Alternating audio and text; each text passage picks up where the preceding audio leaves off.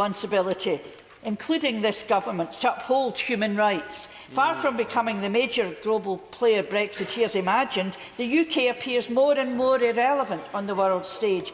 Is it the case that the UK government isn't seeking to uphold self-determination for Catalonia because it needs Spain's help in further Brexit negotiations? Mr. Speaker, because we uphold the rule of law, as we've been discussing earlier in these questions. We uphold it here and with Scotland, and we uphold it in Spain on Catalonia. And certain accusations that somehow they have political prisoners are absurd. They don't have political prisoners. They happen to have prisoners who happen to be political. A sentence, Mr. Graham.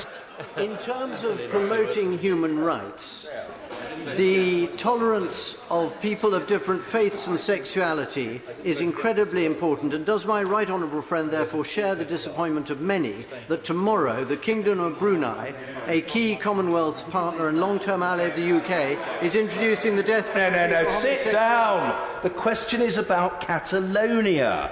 And I've been advised, and the question, I'm afraid, did not strike me as in order. We must move on. You can try again later. Bob.